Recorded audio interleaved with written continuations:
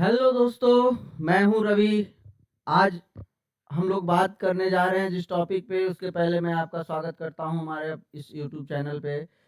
आज हम लोग बात करेंगे शेख हसीना के बारे में, एक्स प्राइम मिनिस्टर बांग्लादेश।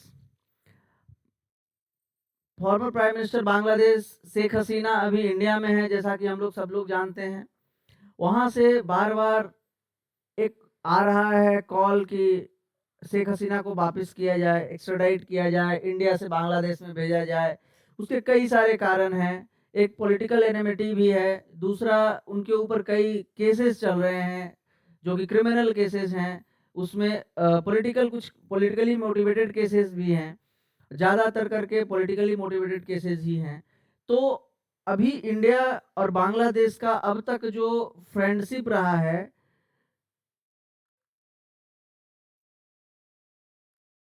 अभी तक जो इंडिया बांग्लादेश का फ्रेंडशिप रहा है, वो बिल्कुल एक नए ऊंचाई पे जा चुका था in the leadership of Sheikh Hasina और प्राइम मिनिस्टर नरेंद्र मोदी। उसके पहले अपने मनमोहन सिंह जी जब प्राइम मिनिस्टर थे, तो हमारा रिलेशन ईयर ऑन ईयर आगे ही बढ़ा है।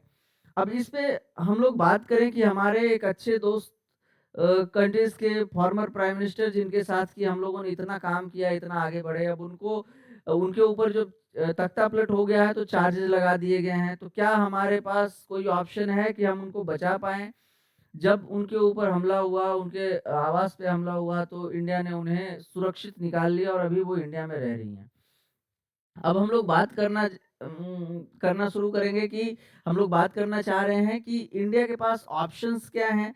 अगर वहाँ से जो डिमांड आ रहा है कि शेख हसीना को वापस करो, तो इंडिया के पास ऑप्शन क्या बच जाता है कि हम उनको कैसे बचाएँ? तो India and Bangladesh have extradition treaty. इसी का हवाला देके वहाँ से कहा जा रहा है कि हमें शेख हसीना को वापस करो। इंडिया और बांग्लादेश के बीच में एक ट्रीटी हुआ था, under whose provisions Bangladesh may seek the extradition of former Prime Minister Sheikh Hasina, but this does not necessarily mean that she will be extradited to her home country, where she faces a number of criminal cases.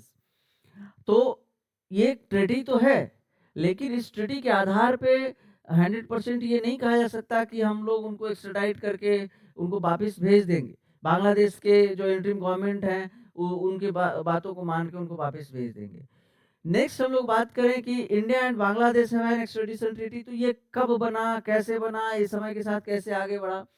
तो 2013 में ये extradition treaty हुआ था, जिसमें कि India और बांग्लादेश के बीच में एक सहमति बनी कि हम अगर हमारे पास कोई बांग्लादेश में अगर इंडिया का कोई एक वांटेड क्रिमिनल बैठा हुआ है, चाहे वो किसी प्रकार का क्रिमिनल हो, चाहे वो कम्युनल क्रिमिनल हो, चाहे वो एक सेक्शन को हार्मनी से दूर ले जा रहा हो, किसी एक स्टेट में वो बदमाशी गलत काम कर रहा हो, तो इन सब चीज़ों को लेकर के, जिससे कि स्टेट को प्रॉब्लम हो, जिससे कि एक गवर्नमेंट को प्रॉब्लम हो, देश को प्रॉब्लम हो, वो एक दूसरे को हेल्प करेंगे और वैसे दुर्दांत अपराधी को एक दूसरे के हवाले कर देंगे, जिनके जहाँ का वो रहने वाला होगा।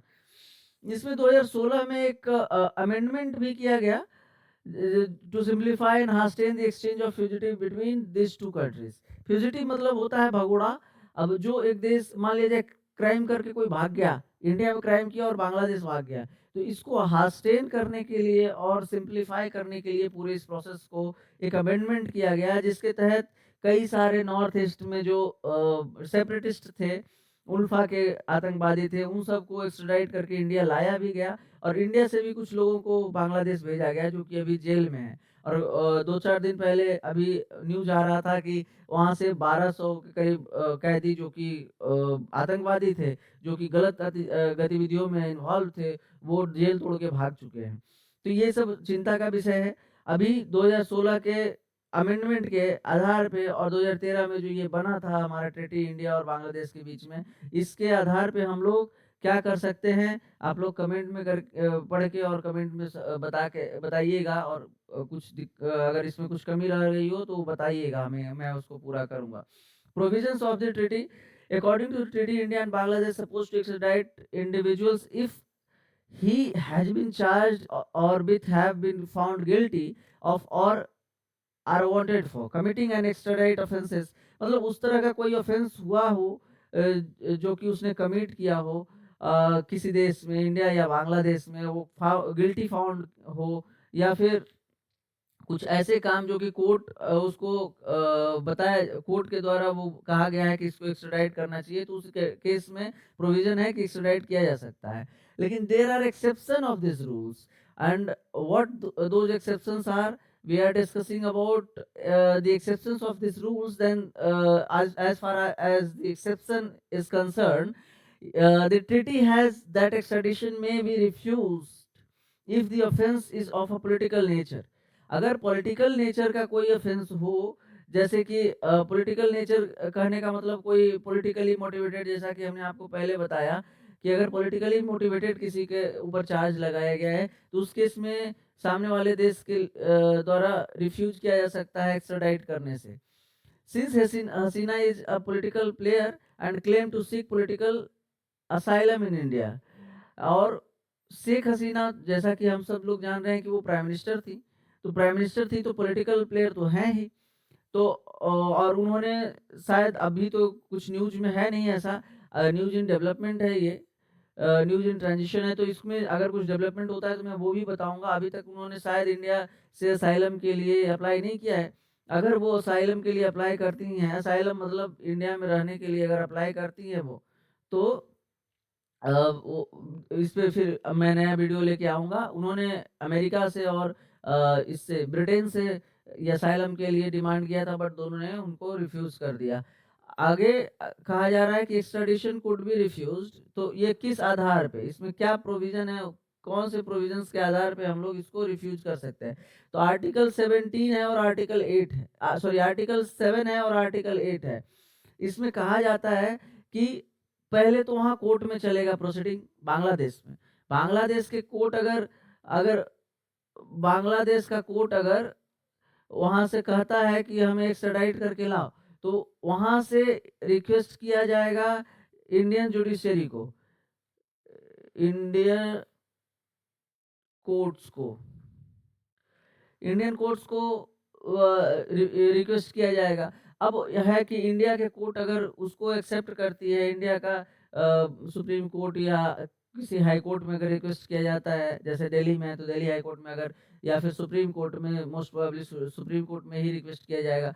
तो अगर सुप्रीम कोर्ट तैयार हो जाती है उनको वापस देने के लिए, तब तो जा सकती है, लेकिन अगर नहीं तैयार होती हैं तो वापस जाने का कोई गुंजाइश नहीं है। Article 8 list of multiple grounds for refusal of the process in which accusation has not met in good faith in interest of justice. अगर गुड फेथ ऑफ जस्टिस में काम नहीं हो रहा है, गुड फेथ में काम नहीं हो रहा है, अगर इंडिया को संशय है कि अगर कोर्ट से मान लीजिए मिल भी गया क्लियरेंस, और अगर इंडियन गवर्नमेंट को ऐसा लग रहा है कि ये काम वहाँ पार्शियल तरीके से हुआ है, ट्रांसपेरेंट नहीं हुआ है, उस केस में India can refuse to extradite Hasina. So यहाँ हम लोगों ने बात किया आज, जितना आज हमने बात किया इसके आधार पे आगे अगर बात करें तो हम लोग को करना क्या चाहिए, इस पे इंडिया का क्या रुख होना चाहिए और इंडिया पे क्या इम्पैक्ट आएगा इसका।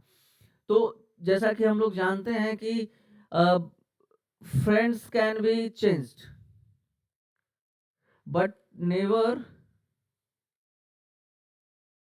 Never can not be changed. तो नेवर कभी चेंज नहीं किया जा सकता, पड़ोसी कभी चेंज नहीं किया जा सकता। तो ऐसा तो है नहीं कि हम बांग्लादेश को उठा के अपने पास से पैसिफिक ओशियन के उस तरफ रख देंगे, ये दैट इज नॉट पॉसिबल। तो हम लोग को साथ में ही रह के चलना है। तो इसका सबसे बड़ा जो तरीका होता है किसी देश को अपनी बात मनवाने का, उनका इकोनॉमिक, उनके साथ इकोनॉमिक और स्ट्रेटेजिक टाइज कर लीजिए। इकोनॉमिक और स्ट्रेटेजिक टाइज कहने का मतलब उनके साथ अर्थव्यवस्था को ऐसे एसिमिलेट कर लीजिए कि वो चाह करके भी आपसे रिश्ता तोड़ ना सके। दूसरा स्ट्रेटेजिक टाइज मतलब कहने का मतलब जैसे मान लिया जाए डिफेंस सेक्टर में, या फिर कम्युनिकेशन सेक्टर में, या फिर डिफेंस के बाद कम्युनिकेशन के बाद अगर बात करें तो परिवहन के क्षेत्र में, जैसे कार्गो शिप का कोई कॉरिडोर बना दिया, या फिर जैसे Kaladan multi modal project India का ऑलरेडी बांग्लादेश में चल रहा है। तो this type of project should be go to next level. अगर ये सारा काम हम लोग करते हैं तो बांग्लादेश चाह करके भी हमसे दूर नहीं हो पाएगा। आप लोग जैसा कि अभी बेस्ट एग्जांपल देख सकते हैं इंडिया चाइना का। अगर इकोनॉमिक एक्टिविटीज़ बहुत अच्छा है तो इंडिया को कितना भी परेशान करता है चाइना, इंडिया उससे रिलेशन तोड़ नहीं पा रही है, इंडिया तोड़ नहीं पा रहा है। दूसरा अगर बात करें हम लोग बात करें